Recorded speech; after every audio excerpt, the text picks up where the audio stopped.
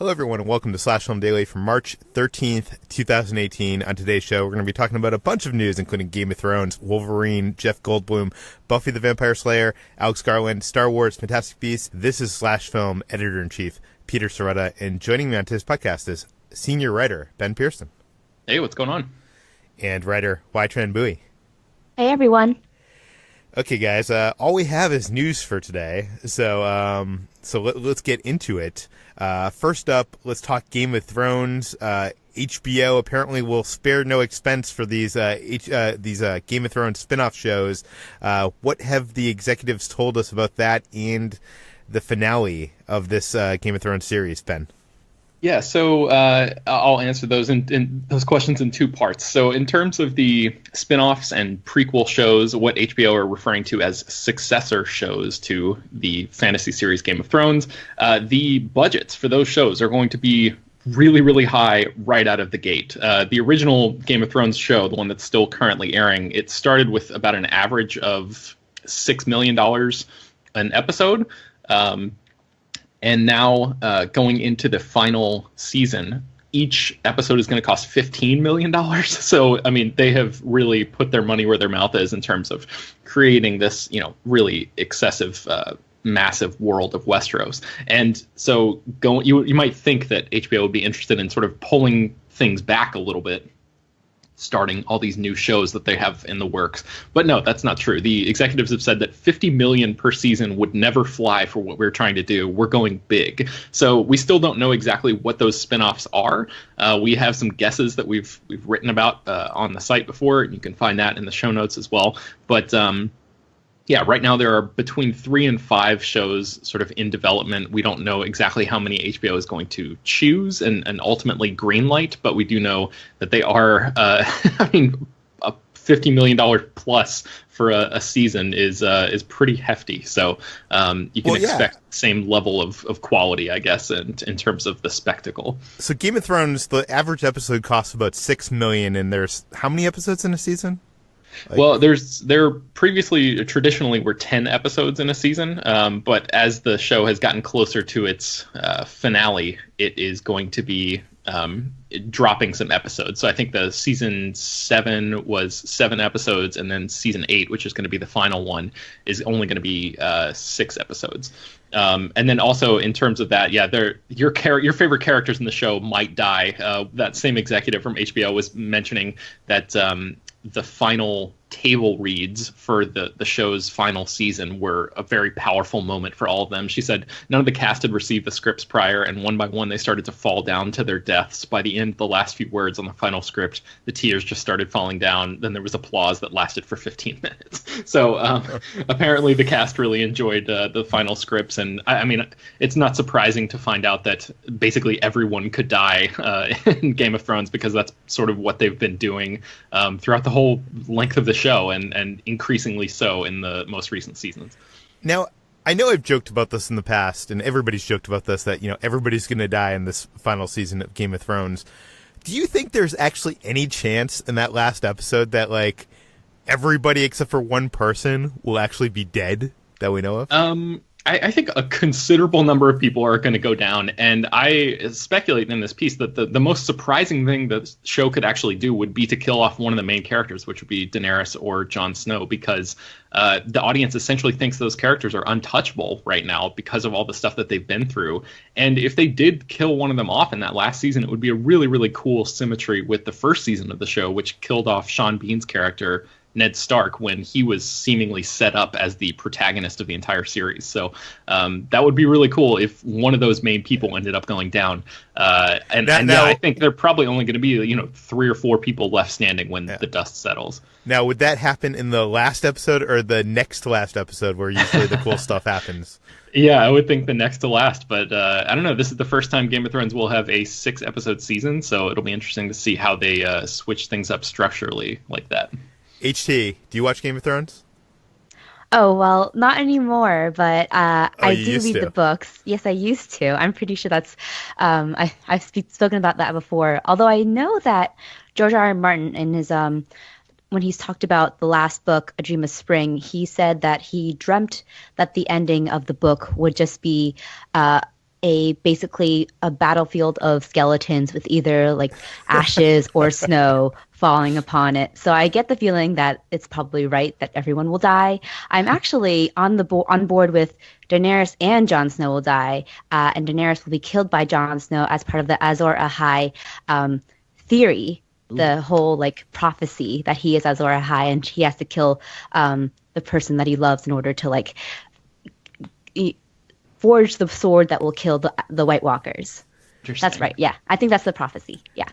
Now, if the show ends with a flash forward, a generation beyond, the series, and everybody is dead that we know of, does that qualify to meet our prediction that everyone's going to die? I guess I'll give that one to you, Peter. Sure. Yeah. Okay. Anyways, let's move on. Previously, we talked about Marvel is getting into podcasting. There's been those kind of like true crime series like Serial and Dear John, kind of narratives that have, attracted millions of listeners. And Marvel is trying to capture some of that crowd with their own narrative podcast based on Wolverine. And that is now online. You wrote about it for the site, HT. What do we know? So the new Marvel's first scripted podcast is called Wolverine: The Long Night, and it's a true crime podcast in the vein of Serial and S-Town, and kind of a dash of the experimental thriller Homecoming. And it's actually, I was skeptical when I first heard that Marvel was getting into the podcast genre, but it's actually quite moody and atmospheric, and it plays more like an audio play than just the typical true crime podcast. And it follows the story of two special agents who are investigating a series of brutal murders in rural Alaska. And they find that these bodies have been massacred and have been sliced and beheaded in a lot of really gruesome ways. And it coincides with the arrival of a loner named Logan at this rural Alaskan town. So signs point to him, but then there are plenty of other sort of twists and turns that pick up in this story, including a cult, a local sheriff who seems incredibly determined to put the agents out of his town, and other strange happenings going on in this small town. And Wolverine is played by Richard Armitage. He actually doesn't appear in the first episode until I think the last few minutes, and he only has one line, but it has this sort of grand mystery that goes about with him. So it's the first episode is available on Stitcher for free right now, and it's going to be a 10-episode scripted series. And you listened to that first episode, I assume? I listened to a little bit of the first episode, but it's incredibly compelling. Is it more like when they first announced this, I was like, how are they going to do this? Is this going to be structured in like how Serial and S-Town with like someone investigating and them like providing interview segments and stuff like that, which seems weird to me to do that with Marvel? Or is it more of a radio play? It's more like a radio play. It has all the different characters being voiced by different people, and it's kind of told from the point of view of the special agents, but for the most part, it's not really in the same vein as Serial, as in like just one person kind of telling the story and giving like a bunch of interviews. It's more just like narrated and more traditionally like a radio play, like you said. Yeah. It's interesting because, they're releasing this as a podcast, but I think I mentioned yesterday I'm a subscriber on Audible, and I listen to a lot of audiobooks. And some of the best audiobooks, the Harry Potter audiobooks, I'm just started the Star Wars The Last Jedi novelization audiobook. And a lot of those almost play out like radio plays. I mean, it is one person doing all the voices, but there's sound effects, there's score, there's, it is... more than just a reading of the book. So it's interesting that they're releasing this as a podcast and not an audiobook. But I guess it's getting them a lot of, coverage online. Now, Ben, I know you've talked in the past about listening to a podcast about Hollywood, which does a similar thing with kind of reenacting and telling a story with in kind of a radio play type fashion. Would this podcast interest you? Yeah, absolutely. And I went to Apple Podcasts to try to download it, but I don't think it's available yet. From what I understand, they're doing like an exclusive window with either Stitcher or Spotify, whichever one HT said it was on already. It's Stitcher. Yeah, Stitcher. And then I think the whole thing is going to come to Apple Podcasts later on. I just don't mess with Stitcher. I have never had a need for it, and I don't plan on like getting a whole nother app just to listen to this one show. I'll just wait. But yeah, I'm very interested in it, and I do love that kind of old school storytelling style. So I'm looking forward to sort of diving into the atmospherics of this thing. Yeah, me too. Anyways, let's move on to Jeff Goldblum.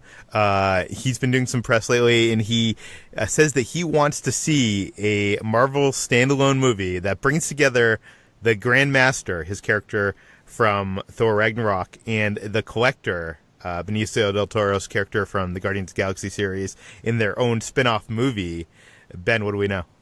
Yeah, so the Toronto Sun was speaking with Jeff Goldblum for the DVD home video release of Thor Ragnarok, and they asked him which Marvel character he'd like to see the Grandmaster meet up with in the future, because that character survives the end of Thor Ragnarok. And Goldblum said that he would love to work with Cate Blanchett in some capacity. He only, I guess, overlapped with her for one day of shooting during Thor Ragnarok. But then he also said, but in the comic books, the character of the Grandmaster is the brother of the Collector, played by Benicio del Toro, who I adore. So I would enjoy doing something with him. That would be fun. And this is one of those, like, pretty fluffy stories of just an actor spitballing. There's no plans in the works that we know of for this to actually happen. But the odds are that it actually could happen. These two characters could very, conceivably appear, maybe not in their own spin-off film devoted just to them, but definitely they could team up in some sort of feature movie, because we know that in Phase 4 of Marvel's cinematic universe,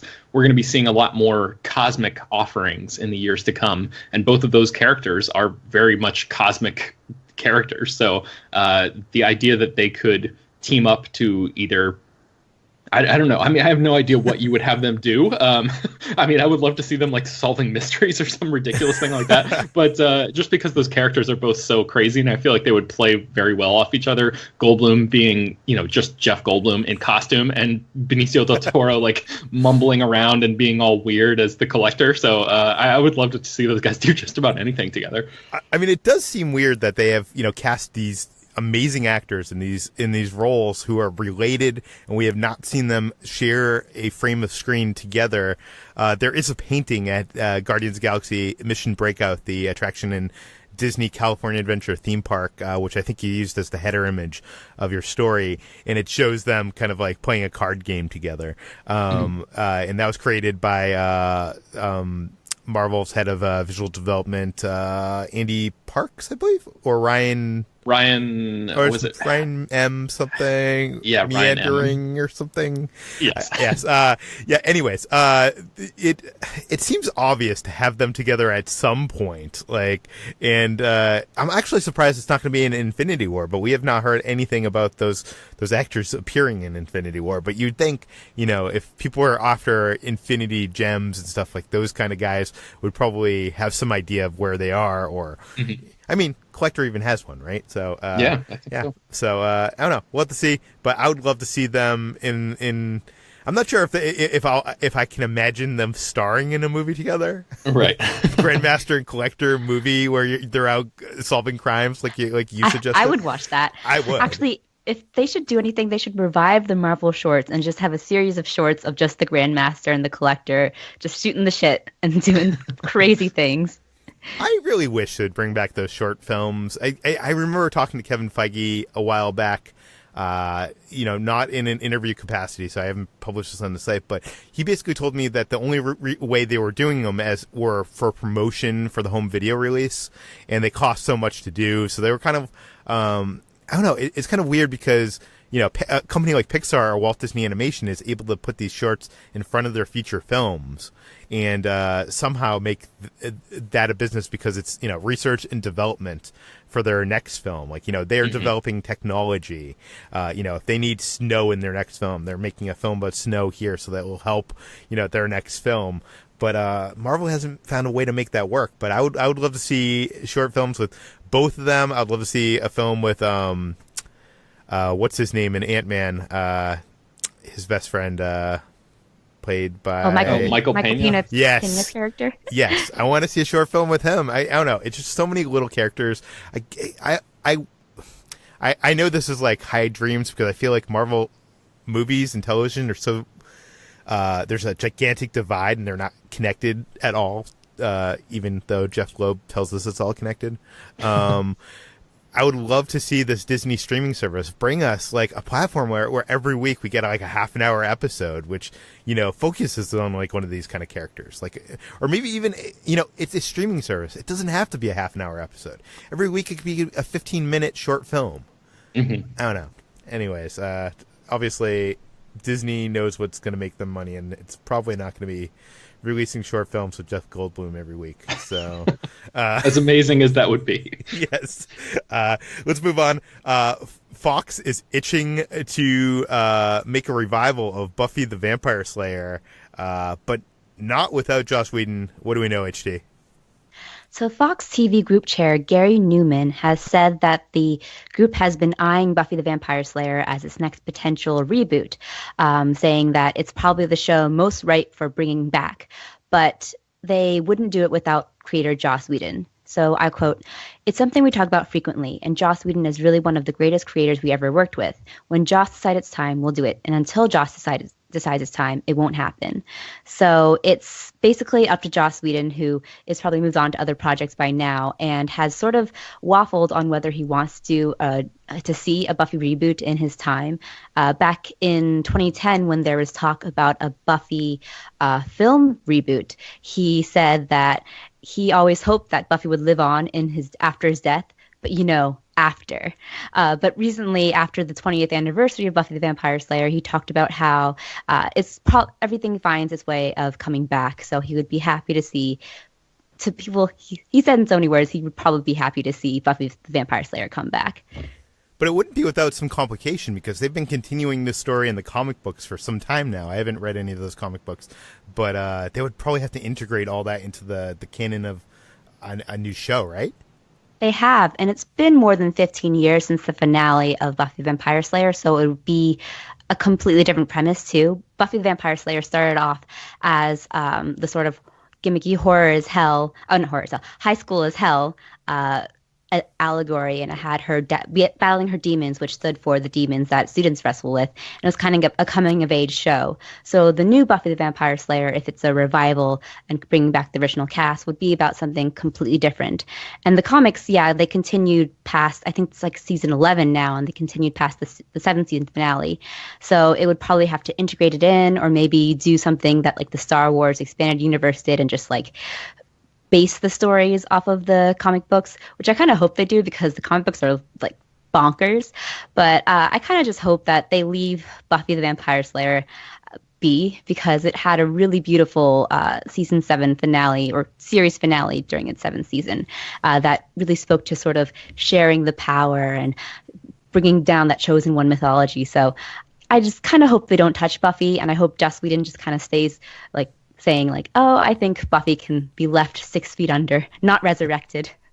I mean, do you think someone like Joss Whedon, obviously, he loves that he has fans of his work, and he has some hardcore, diehard fans of his work. But like, I feel like if I was him, I would just like want to move on to like different stuff, and my fans are just like, we want more Firefly, we want more Buffy, and it's like, how many ways can I say? I want, I'm moving past that. That was, my life 20 years ago. Exactly. Yeah. I mean, like he made Serenity as a way of ending his Firefly series, and people still want it to return. And I think at this point he's done with making like either adaptations or things that are like he's familiar with, and he wants to do smaller projects, especially after working with Marvel for so long. So I don't see him coming back to Buffy the Vampire Slayer, despite the special place it holds in like his heart and pop culture in general's heart. And things have changed quite a bit since, Buffy was on there. I'm wondering, we now live in a world of cinematic universes. Could we ever see the day where we have a Buffy Firefly crossover film? No. Oh my gosh. Probably not. I mean, that would be a crazy fan film, I think. Yeah. I'm partially joking because I can't even imagine how that would work. Like, I can imagine like how Nathan Fillion shows up in both shows as different characters. Yeah, like I can imagine 21 Jump Street and Men in Black. That makes sense to me somehow. But Buffy and Firefly, I can't. What, they have to come to Earth? It takes place in the future. No, it doesn't make any sense. Makes no sense whatsoever. Okay, next up, let's talk about Alex Garland's FX TV series. This is the guy that did Ex Machina and Annihilation, and he is coming to TV. Ben, you wrote up this for the site. What is Devs? Yes, so we know that FX has officially commissioned a pilot for Devs, which is a new tech thriller series that Alex Garland wrote and will direct. The description of the show: in Devs, a young computer engineer, Lily, investigates the secret development division of her employer, a cutting-edge tech company based in San Francisco, which she believes is behind the disappearance of her boyfriend. So that's a pretty simple logline. Alex Garland, however, does not make simple movies. He is a very cerebral guy, and we do know that this project is going to be, it's going to have a lot more in common with Never Let Me Go, which he wrote, or, as you mentioned, Peter, Ex Machina, than with the more like hallucinogenic Annihilation, which is a very, very different kind of movie.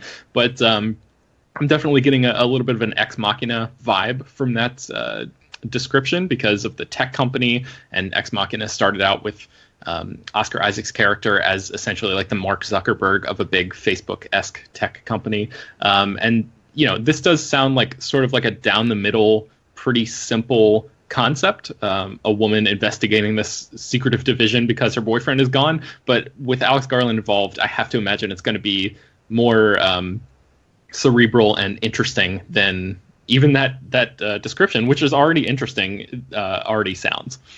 Yeah, I mean, we've seen this kind of plot done a lot of times in movies with, you know, tech companies kind of being the big evil corporate bad guys. I'm wondering if this takes place in modern day or some kind of future where, you know, our overlords at Google or Amazon have a much bigger control of what we do and see and how we live. I think I can answer that question. In an interview with Fandango recently, I think around the time that Annihilation came out, like last month or so, Garland said, this is slightly more in common with projects I've worked on, like Ex Machina or Never Let Me Go, which are taking something about our world now, not our world in the future, but our world as it is right now, and then drawing sort of inferences and conclusions from it. So I guess that doesn't fully answer the question of whether or not it's set in the future, but it definitely seems to be drawn from what we have going on right now. Yeah. It's interesting because this TV series could almost be an episode of Black Mirror, it sounds like. Yeah. Yes. Anyways, let's move on to Star Wars: The Last Jedi. It is now on home video. You can get it now on iTunes or any of your VOD services. But if you do, there is a special way to watch this movie. HT, what do we know? So there is a special music-only cut of Star Wars: The Last Jedi that features no dialogue, no sound effects, no backgrounds, and nothing but John Williams' score playing. Rian Johnson talked about it in his interview with Amazon Prime, and the way that you access it is you download the Movies Anywhere app, and you have to download the digital copy of the film through that app. Yeah. If you have like an Apple TV, I think you can download Movies Anywhere, and you can connect all your services. So if you buy this movie on Amazon or iTunes, it will appear in your Movies Anywhere app. And through that, you can access this music-only cut of the film. I'm not sure if you guys, I'm interested. Have either of you ever watched a music-only version of a film? I don't think I have. Not of a modern film, at least. I can't recall what, but I remember there was a couple DVDs that offered this option back in the heyday of, you know, DVD special features, because they were like, what else can we throw in there? Okay, a music-only track. When I was kind of studying to be a screenwriter and a director before I got into slash film, I would often, my instructors told me to watch movies with the sound on mute, and to just see the visual storytelling at play, and to note, how effective or non-effective, the visual storytelling is. And I think that is one of the best tips I ever got when I was, studying film. It's something that I think a lot of budding filmmakers out there could learn something from. So I'm excited to actually see this and take it in, because there's also so many parts of this movie that John Williams' score is going through, but the sound effects and the dialogue, it's just overtaking it. Mm-hmm. Ben, is this something that you would seek out?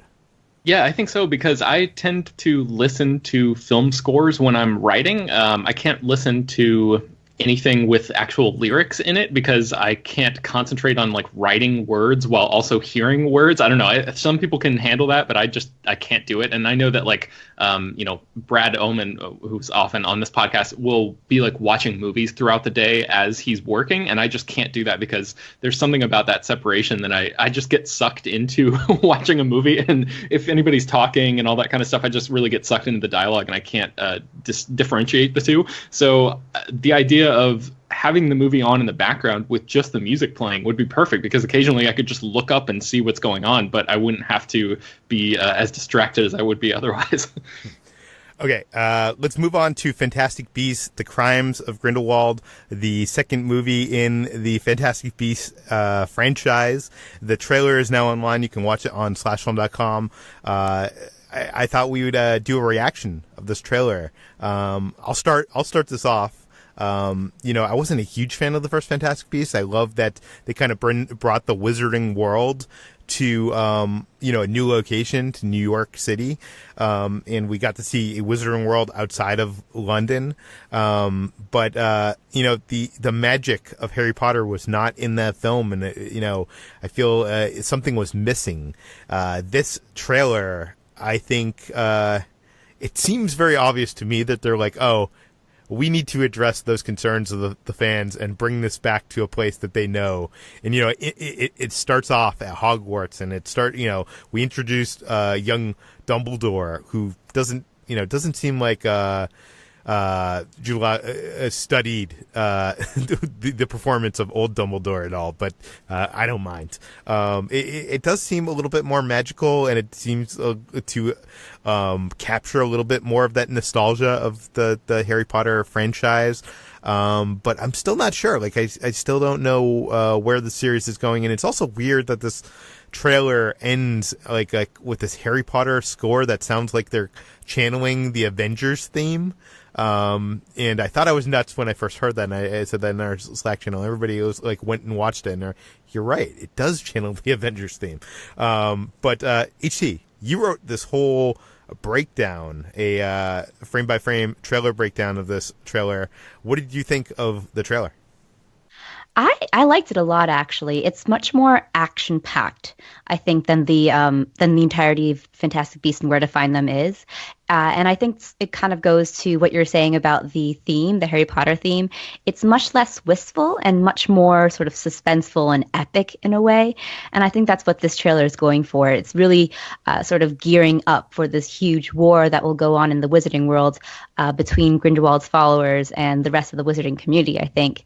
And it feels a lot more epic in scale and global in scale because there's a lot more globe hopping going on, especially now that it takes place in both London and Paris primarily. And we see a lot of, speaking of like that nostalgia, I actually didn't really feel the nostalgia. I kind of felt like, oh yeah, there's Hogwarts and that's nice, but I actually would prefer if this franchise didn't tap too deeply into nostalgia. I actually liked what the first film did with sort of expanding the world beyond what we know and love of Harry Potter and kind of going into these strange sort of corners. And here we see a little bit of that, but we see more sort of world building in terms of just like story that we know, because we see Dumbledore, we see characters that we are familiar with, like the ancestors of characters we're familiar with, like Letta Lestrange, for example. And it kind of builds into this whole like Harry Potter mythology and like going back and to investigate like how these family trees or like this whatever events happened in the Harry Potter community. So it feels more, I think, tied to the Harry Potter world, which I'm kind of like, I have mixed feelings about, because I did like sort of the idea of the Fantastic Beasts franchise initially being about just like Newt on his adventures and traveling the world, and it's more whimsical, but here it's definitely a lot more serious and feels more like in line with the original Harry Potter series. Yeah, I also wanted to see more of that world, outside of London. Ben, what are your thoughts on this trailer? So I've never seen the original Fantastic Beasts movies, or I guess the only one so far. I watched all the Harry Potter films, but I've not seen Fantastic Beasts. I'm not a huge Eddie Redmayne fan, but I did watch this trailer, and I think it looks pretty good. It's like the first movie felt like it again, just going off the trailers because I haven't seen it, but it felt like it looked very cheap to me, and this one does not look cheap at all. It looks like they really upped the ante in terms of the production design and the special effects and everything. And I mean, it looks really great. Like, there's a lot of super striking images in this that I did not see in the advertisements for the first movie. So I don't know. My opinion is pretty invalid because I have not seen the first film. But Jude Law, I mean, he looks charming as hell and looks like a great young Dumbledore. So maybe I love his sort of like easy sensuality he has to this Dumbledore. I really like it. It's just kind of, it's the part that steals the trailer for me, just because I'm like, oh, he has it has like a mischievous quality to it. Yeah, he's like rocking pleated pants. Yeah, he's a stud. So if you hear this movie is actually good, Ben, will this be enough to get you to go back to watch the first film? Oh God, maybe. I just know first that film's there's not that bad. It really? Okay. All right. I'll believe you. Ben also has something against Johnny Depp, so. Oh, okay. Well, yeah, that makes sense. But yeah, I don't know. I mean, there's the reason that I hesitate, Peter, is because there are so many more Fantastic Beasts movies in the pipeline that even if this one is really great, in my mind, it'll be like a 50-50 thing, and I would like the odds to be more in my favor before I like fully commit to a cinematic universe like this. Okay, that brings us to the end of today's Slash Film Daily. You can subscribe to this podcast every day on iTunes, Google Play, Overcast, all the popular podcast apps. You can find all the links to all the stories we mentioned today, including HT's Fantastic Beasts, the Crimes of Grindelwald trailer breakdown in the show notes and on the site slashfilm.com. If you have questions, comments, concerns, send it to peter@slashfilm.com. Please go rate and review this podcast on iTunes. Spread the word. Tell your friends, and we'll see you tomorrow.